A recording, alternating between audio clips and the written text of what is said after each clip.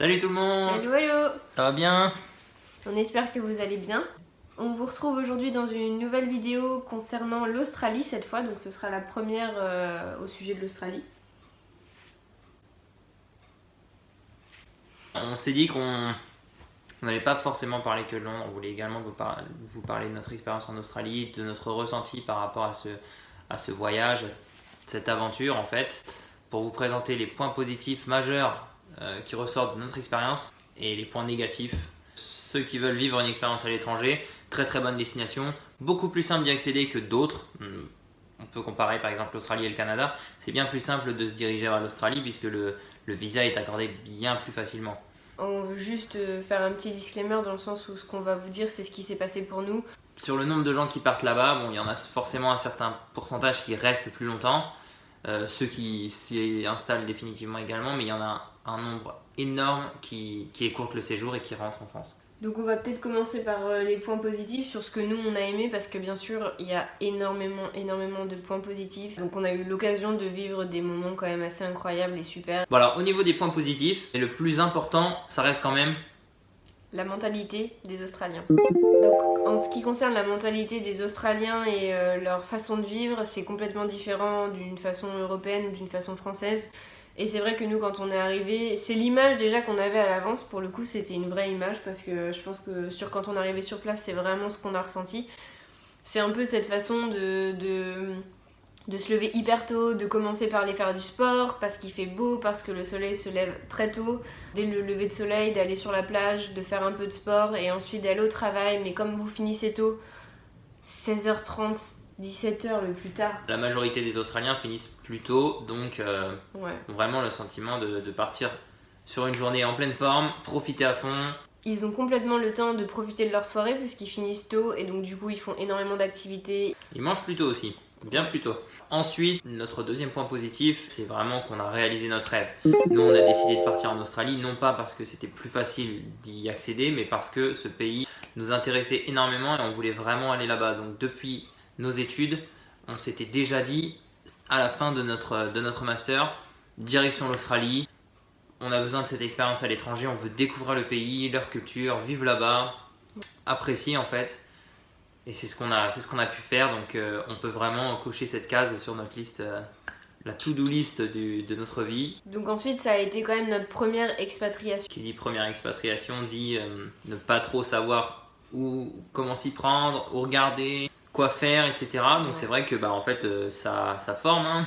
On apprend à se débrouiller. À se démerder avec l'anglais quand on arrive et qu'il n'est pas excellent, enfin en tout cas pour ma part.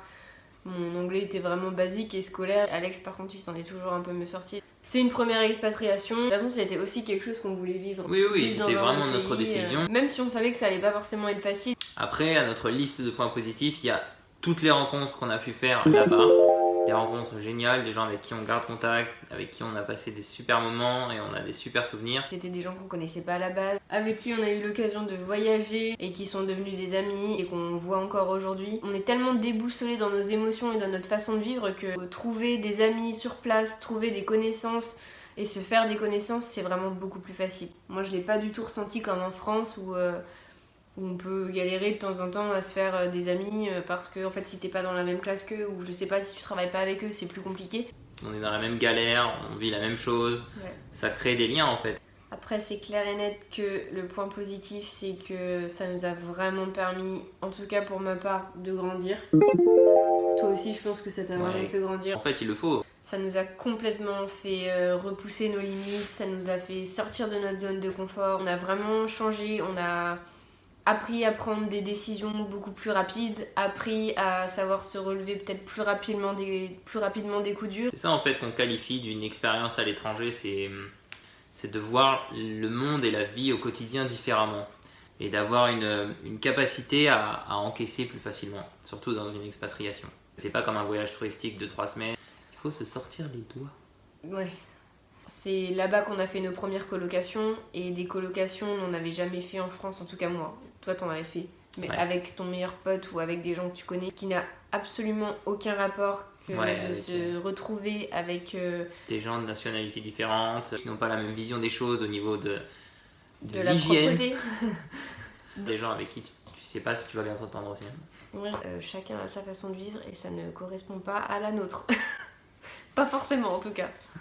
Là on a dû faire face à 2-3 situations assez sympas et du coup passer par-dessus. D'ailleurs, en parlant de la façon de vivre, c'est aussi un des points positifs qu'on a mis dans la liste parce que la façon de vivre lorsque tu vis à l'étranger est forcément impactée par la façon de vivre des autres, de toutes les communautés qui t'impactent autour de toi, que tu viens à côtoyer, etc. Ta façon de vivre évolue et c'est d'ailleurs ça qu'on appelle l'ouverture d'esprit. Et c'est vraiment un point positif parce que nous on l'a vraiment ressenti lorsqu'on est rentré en France. Dans nos points positifs, on a mis aussi le sentiment de sécurité. Tout est vraiment très très safe. Il n'y a pas de peur d'être agressé, peur de se faire voler quelque chose, peur de s'embrouiller avec quelqu'un pour un mauvais regard. Pour les filles, là-bas, se balader et être habillée comme on en a envie sans se faire harceler verbalement ou agresser ou quoi que ce soit, franchement, on se sent vraiment libre et on n'a pas peur de se balader dans les rues le soir. Après, je dis pas que ça arrive pas, franchement, bien sûr que ça arrive. Et il y a beaucoup moins de jugement du regard de l'autre ou je sais pas trop quoi. Et forcément, un des points les plus positifs, je dirais, pour finir sur cette partie-là, c'est qu'on a vraiment eu une sensation de liberté à l'autre bout du monde. Parce qu'en fait, on n'était ni bloqué par le travail, ni stressé par les études ou par quoi que ce soit qui est dans notre quotidien en fait et qui nous enferme dans notre routine quotidienne. On était vraiment libre de choisir du jour au lendemain ce qu'on voulait faire. Tu as le choix de faire ta vie comme tu l'entends. Après tous ces points positifs, il y a forcément la liste des points négatifs qui arrivent. Les points négatifs, selon nous, points négatifs qu'on a envie de souligner ici, revient avec cette idée de liberté, mais plutôt le cliché qu'on en a avant de réellement être sur place. On nous montre vraiment l'Australie comme un endroit où on va pouvoir aller camper n'importe où, vivre sur les routes, dans ton van ou dans ta voiture, faire vraiment ce que tu as envie. Un pays sans limite en fait. Et donc en fait c'est pas du tout la réalité. Quand on se retrouve sur place, au final, on se rend compte qu'il y a énormément de restrictions, énormément de choses qu'on n'a pas le droit de faire parce qu'en fait on n'est pas les seuls. Et on est nombreux et au final ils en profitent. C'est-à-dire que dormir sur les plages, dormir à la belle étoile, camper n'importe où, se garer n'importe où, vivre dans son van, etc. C'est des choses qui sont faisables, mais en fait pas n'importe où quoi. Et pas du tout comme on veut. Si tu veux camper quelque part, c'est dans les airs ou dans dans ce but en fait. Voilà, dans les endroits qui sont créés dans ce but, sinon tu te prends une amende directement. En deuxième point négatif, on a envie de vous parler du travail. Parce que l'Australie, c'est l'image du pays où il y a du boulot, où vraiment tu fais ton petit tour avec ton CV, tu reviens le soir chez toi, t'as un taf, mais non, pas comme ça que ça marche. T'as du travail quand t'es chanceux. Ce qu'il faut comprendre avec le visa travail-vacances en Australie, c'est que tu ne peux pas travailler plus de 6 mois chez le même employeur. Donc, typiquement, tu ne peux pas postuler pour des travails qui sont un peu intéressants. Donc forcément, il y en a qui trouvent, il y en a qui ont de la chance, et tant mieux parce que ça existe encore, mais c'est extrêmement rare. On va pas se mentir, si vous cherchez un job de serveur, serveuse, plongeur, cuisinier, boulanger, tous ces jobs un petit peu manuels, etc., je pense que c'est quand même facile à trouver.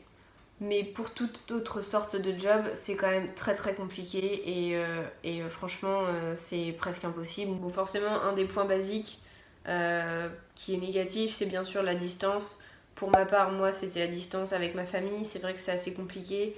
10 heures de décalage horaire, c'est vraiment pas rien. Et pour discuter, c'est assez compliqué. Je l'ai vécu différemment parce que je suis moins proche de ma famille à la base. Mais c'est vrai que on a toujours ce petit moment où on a envie de passer un coup de fil, partager quelque chose, raconter quelque chose, prendre des nouvelles. Et en fait, non, il est 3h du matin là-bas. Et c'est aussi le fait qu'on a l'impression de louper énormément de choses dans la vie de nos proches aussi. De choses importantes que si t'avais été en France, t'aurais pu partager avec eux. Un autre point extrêmement négatif, c'est les arnaques. Les arnaques en Australie, c'est-à-dire que c'est pas du tout les mêmes lois. Vous pouvez avoir des arnaques dans les logements, vous pouvez avoir des arnaques dans les ventes de voitures ou ventes de tout et n'importe quoi. On se revend tous un peu nos trucs entre nous. Ça peut être le matériel de camping, le matériel de ta voiture, et ça peut même... Ou la voiture. ou ça peut même être une revente entre Français. C'est une catastrophe. Les arnaques là-bas, c'est une catastrophe en fait, parce qu'on se revend tous nos voitures et au final, nous on s'est fait arnaquer et c'était par des Français. Et même si on avait pris nos précautions parce qu'on était déjà au courant de tout ça, et ben le mal était là quand même. Et comme on n'y connaît absolument rien en mécanique, on s'est fait avoir et voilà. Voilà, on y a vu que du feu. On y a vu du feu. Le dernier point négatif, c'est la difficulté qu'on a ressentie, nous, en tant que Français, pour s'intégrer au sein de la communauté australienne.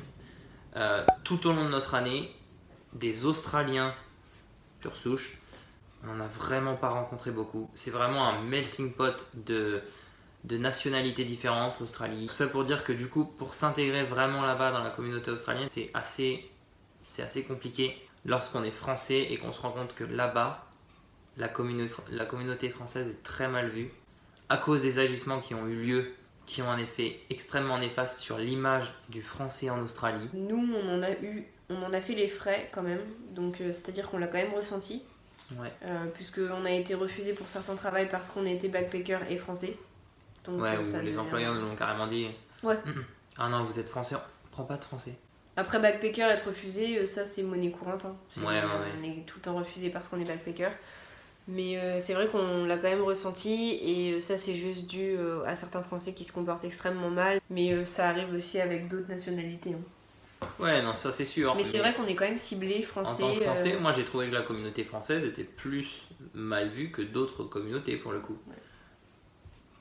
Bon, on espère que cette vidéo vous aura plu et vous aura un peu intéressé, qu'elle vous aura fait comprendre un peu comment ça se passe également là-bas. Mais ça reste un pays, un continent magnifique, merveilleux. C'est vraiment un rêve d'y être. Et c'est toujours sauvage et naturel. Franchement, on a vu des paysages magnifiques, des animaux, il y en a partout.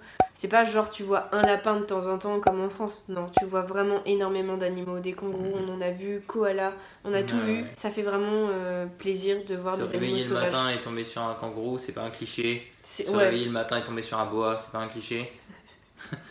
Malheureusement. Dites-nous si ça vous a intéressé et si vous voulez plus d'informations, n'hésitez pas à partager votre ressenti. Si la vidéo vous a plu, n'hésitez pas à mettre un petit pouce bleu parce que c'est important et n'hésitez pas à vous abonner, ça nous ferait extrêmement plaisir.